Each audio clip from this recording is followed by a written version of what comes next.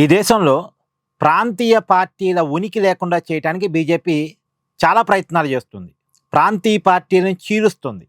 మమతా బెనర్జీ పార్టీలో చీలిక, ఉద్ధవ్ థాకరే పార్టీలో చీలిక, శరద్ పవార్ పార్టీలో చీలిక, అఖిలేష్ యాదవ్ పార్టీలో చీలిక, ఇవన్నీ మనం చూస్తున్నాం కదా.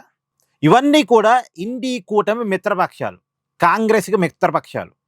మరి కాంగ్రెస్ మిత్రపక్షాలను చీలుస్తుంటే కాంగ్రెస్ దీని మీద మాట్లాడటం లేదేంటి? రాహుల్ గాంధీ ఎందుకు మాట్లాడట్లేదు?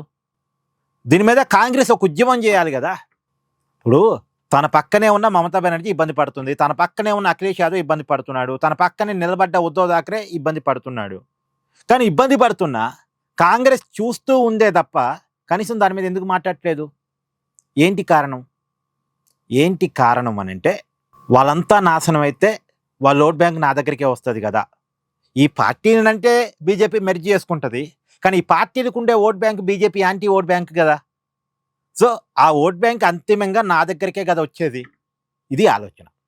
ఎంత దుర్మార్గం అండి. అంటే మనకు స్నేహితుడు ఉన్నాడు అనుకోండి, వాడు ఏదైనా లేదు, మనకు సోదరుడు ఉన్నాడు అనుకోండి, వాడికి ఏదైనా అయితే వాడి ఆస్తి నాకేగా వచ్చేది అని ఆలోచించినట్టుంది. మనకు అన్నో తమ్ముడో ఉంటే వాడికి ఏదైనా అయి వెళ్ళిపోతే, వాడు లేకుండా పోతే వాడి ఆస్తి నాకేగా వచ్చేదని ఆలోచించేవాడిని ఏమనాలి? ఇప్పుడు కాంగ్రెస్ ఆ పరిస్థితుల్లోనే ఉంది. రాహుల్ గాంధీ ఆ పరిస్థితుల్లోనే ఉన్నాడు. ఇప్పుడు కాంగ్రెస్ని ఇక్కడ నమ్మొచ్చా? రాహుల్ గాంధీని ఇక్కడ నమ్మొచ్చా? కామెంట్ చేయండి. Please do like, share and subscribe this channel.